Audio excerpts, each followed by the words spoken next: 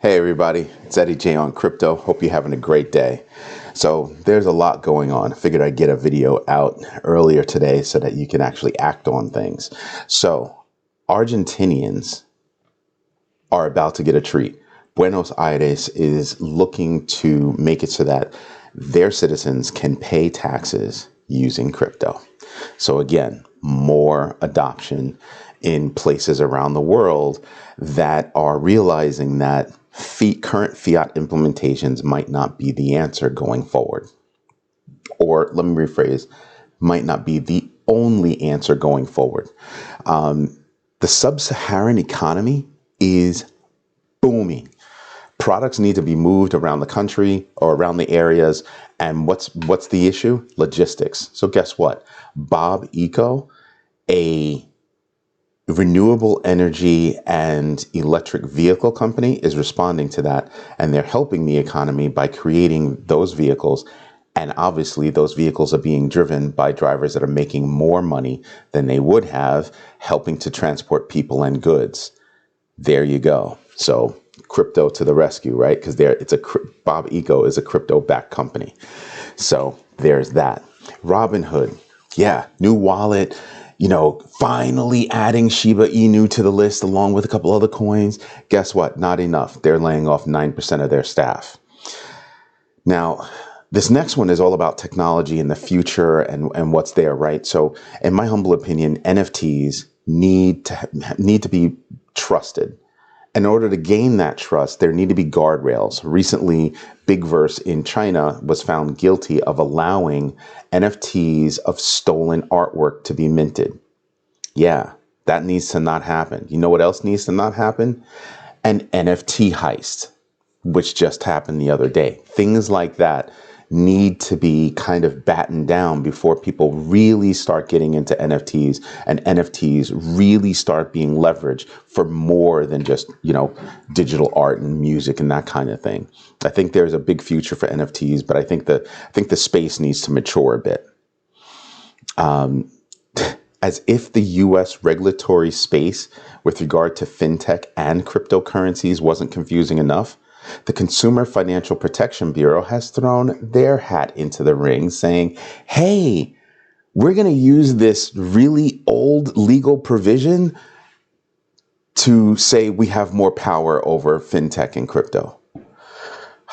Come on, US, get your act together. Let's all come to the table and get this going, because we could be missing out in very short order. BNY Mellon, after already announcing that they're going to actually offer digital asset custodial services later this year, has also signed a memorandum of understanding with Blockchain Association Singapore, or BAS, to further adopt cryptocurrencies and blockchain technology. So they're doubling down. That's what that means. Pretty cool. Fort Worth, Texas, the first city in the United States to become a Bitcoin miner. So let that wash over you for a minute. Yeah, they bought the equipment and everything. Pretty cool.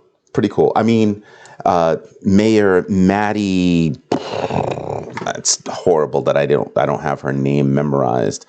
But Mayor Maddie Parker is cautiously optimistic. And she says over the coming 6 months, they'll reevaluate things. But you already bought the equipment, so turn it on and go,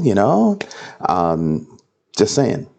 So looking at all these things and how that affects, technology going forward and crypto adoption going forward, I'm giving this information. I give it to my kids. I'm giving it to you, sharing it with you, because you can start to see,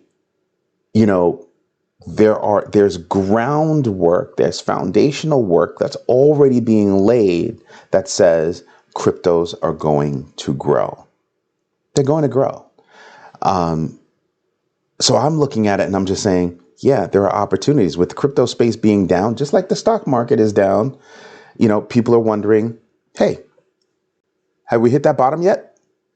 Have we hit that bottom yet? Is it time to buy on the dip? If you're smart, you were buying on the down and you're buying on the up. So that's what I'm doing. I'm buying when I think, a particular coin is doing well. Like I brought up yesterday, Elon spoke and Doge jumped, and guess what? Doge dropped. So just saying, there are things that you want to pay attention to as you're moving forward in your crypto, in your crypto space. And with that, you kind of, like I keep saying this, you truly want to understand the rhythm of the coins that you're interested in, how they can be leveraged, who's leveraging the technology, what kind of community is around the technology, what that coin is being utilized for. These are all things that we should be paying attention to. So let's bring up the numbers, because numbers aren't pretty unless you realize that it's buying season. That's something that we're looking at. Sorry, phone. So let's go take a look at the numbers. Let me just refresh just to make sure that, we've got the latest and greatest, numbers. So here you go. We're looking at, losers are beating out winners by far, but, secret.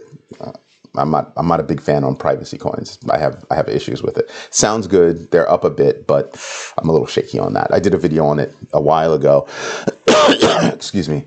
With some director being involved in secret, releasing some stuff on secret. Whatever. Let's see is there anybody here. Arweave, I told you, is something that I pay attention to only because one of my friends has a business using this technology. Basically saving files on blockchain, on a blockchain technology. SafeMoon, I told you wouldn't pay attention to, but I also say that, I have that 5% rule. If it ain't moving up or down 5%, I'm really not caring about it.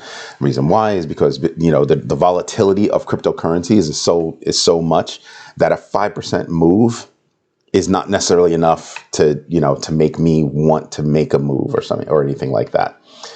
And we have when we have 9% drop for, Dogecoin on the other side, Monero's down, 11%. These other guys don't know. That's the old SafeMoon. Again, I would not be touching any of that. I can definitely tell you not touching any of that. Probably like ever. Zilliqa is down, 6%. To 9 cents. So that's something I would pay attention to. It's not a coin that I own, that I have right now, but it is a coin that I'm starting to do a little bit of research on. So I am paying attention to it a little bit. I do want to see what's going on with total value locked, only at 207 billion. I say only, like, wow, but it's only at 207 billion. I think it's going to grow, but it's not growing right now. Total value locked, staking, DeFi, all that good stuff. Not there quite yet. But it's a space that has been hovering above 200 for some time. So there seems to be a floor in it, and hopefully there's more, going forward. Fear and greed index, we're down in extreme fear at 21. Yesterday was 27. Before that, I think it was 24.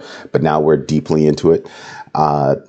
There's a reason why. Obviously, the correlation between Bitcoin and the stock market is great. So Bitcoin went down. So other altcoins also went down, even with certain coins having good news and things happening. I have a funny feeling that there's still a lot of coins that are out there that are withholding news about what's going on with their projects to kind of wait out this kind of bad market, because they know that one piece of good news is not going to help move the market up.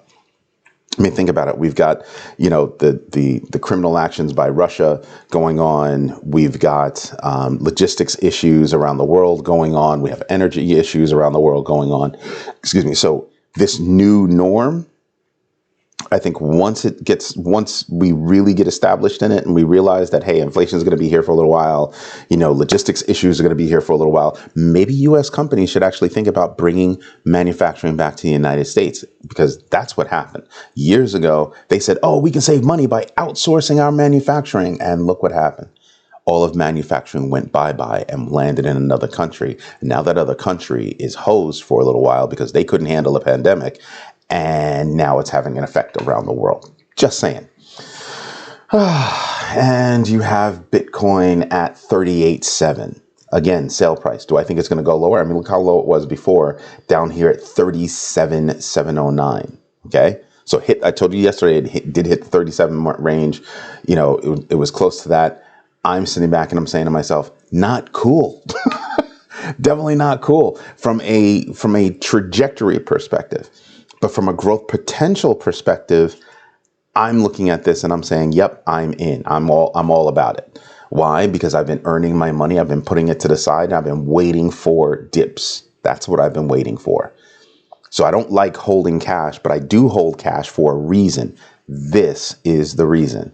Dips happen. You want to hold the cash because if you'd have had your dollars held someplace else, you might not have it accessible as accessible as you need it. And you might be looking at it and saying, I could have used it better. So the only other place that you could have saved it besides a bank was a stable coin, in which case you could have used that stable coin to execute and buy things as they were lower. Or at least that's what I'm doing. That's what I'm teaching my kids to do. Look for opportunities. I mean, look at this.